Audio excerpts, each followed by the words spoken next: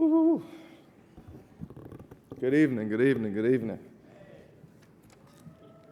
It's tough going last, I'll tell you that. I have a speech up here. This is the first time I'm going to try to attempt to read off of the papers.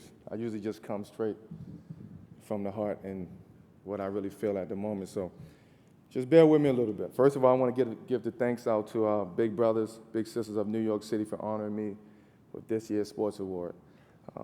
I'm very grateful, for the difference that the work we as a world community do to make a difference. And I wouldn't be able to live the lives, to help the lives of communities and children with the Carmelo Anthony Foundation without the gift that the sport of basketball has given me.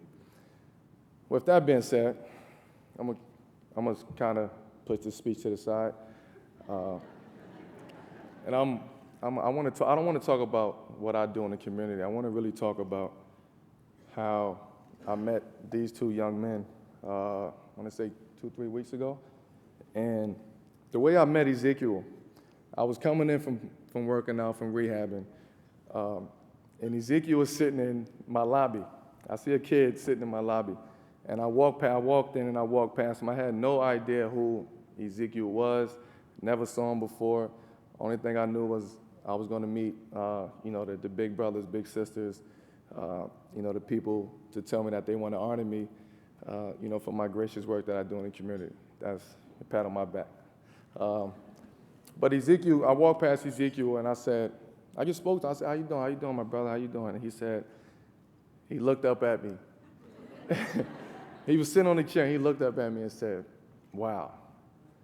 And at that point, I kept on. I proceeded to the elevator and went upstairs. And before I got to the elevator, something struck in my mind. I said, he's somebody. He might not be nobody famous, but he is somebody. The way he looked at me, it caught my attention from the jump that I saw him.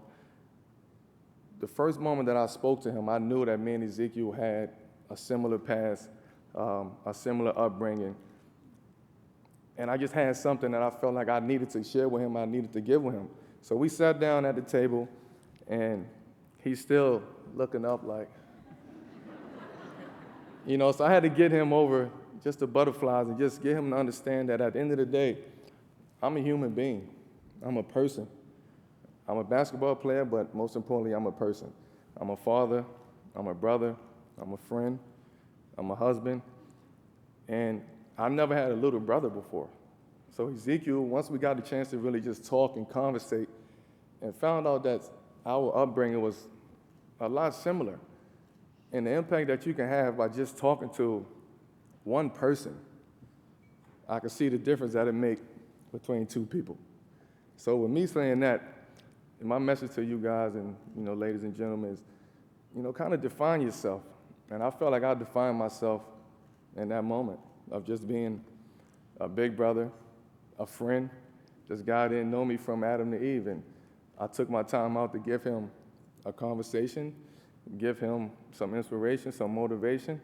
And up until this day, up until yesterday, me and Ezekiel have been texting back and forth.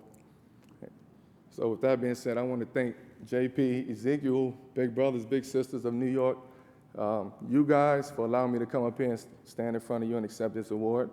I could have did more talking about what my foundation does, but I don't need that.